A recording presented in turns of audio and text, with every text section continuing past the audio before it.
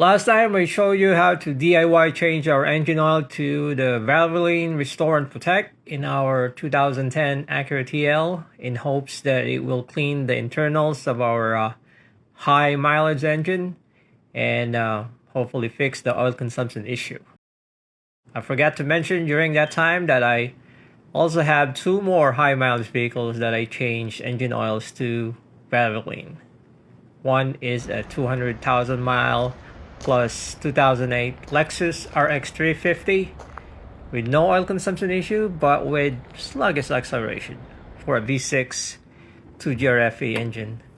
And then another Acura, which is a 2011 MDX with oil consumption problem with more than 140,000 miles on the odometer. And of course, from the previous video, the Acura TL. So this will be like a part 2 of that video, the conclusion. So today, after 4 months or so on 1,000 miles of daily driving, we shall revisit each one of these vehicles and see if the Valvoline Restore and Protect can really fix or help oil consumption issues and clean engine internals by improving its acceleration. This is HasRayDD again, and you're watching the Daily Driving Channel. HasRayDD, king of the clutch, no slack. 6-speed sliding, got the gear game packed. V-Tech boys, yeah, we screaming down the lanes. Catch the red line fever, tearing past the chains. Let's start with the 2008 Lexus RX 350. No oil consumption issues, but really sluggish in acceleration. It has more than 200,000 miles on it. So what can we really expect, right? The 2GRFE is a quirky engine, which this SUV has. I know that for a fact because I used to have a Toyota RAV4 with a 2GRFE and it's pretty zippy on an SUV body. It's the same engine that you see from a 2009 to 2021 Lotus Evora and Evora GTE, and that's saying a lot.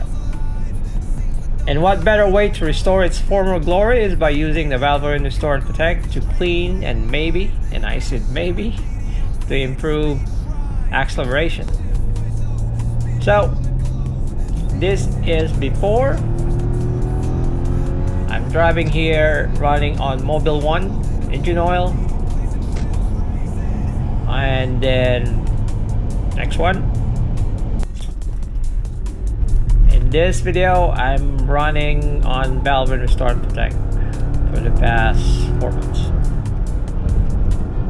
Any difference or improvement in acceleration? I really don't feel it.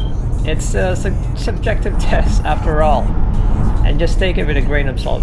Or as others say, changes are usually seen after the 4th oil change. And we'll do just that and come back after the 4th oil change.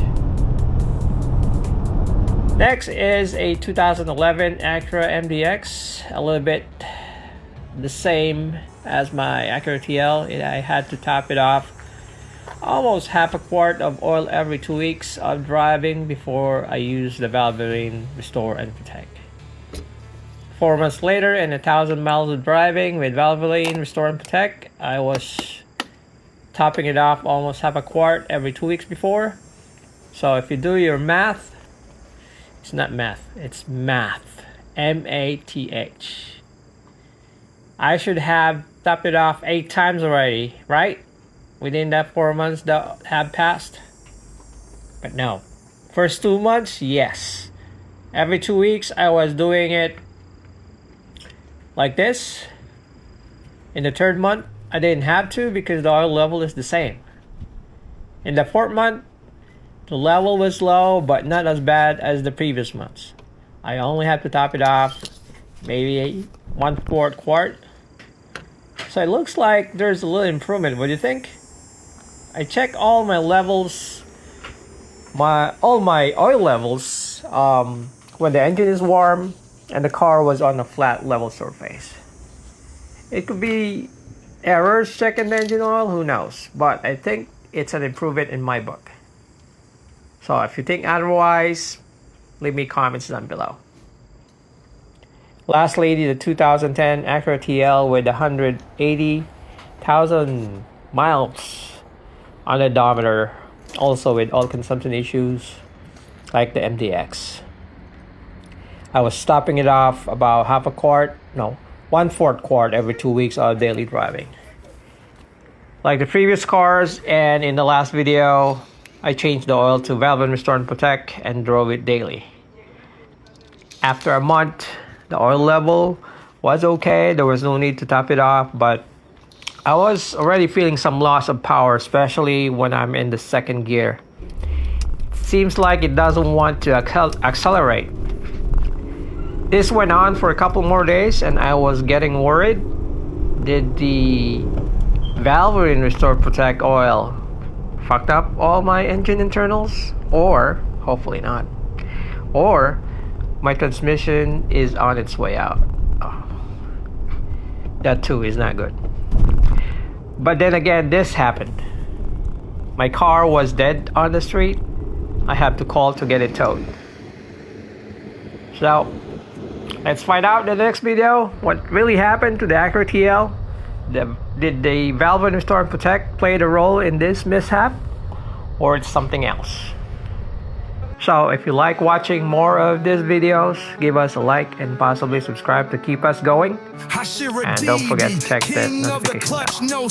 Thanks for watching. 6-speed sliding, got the gear game packed. VTech boys, yeah, we screaming down the lanes. Catch the red line fever, tearing past the chains.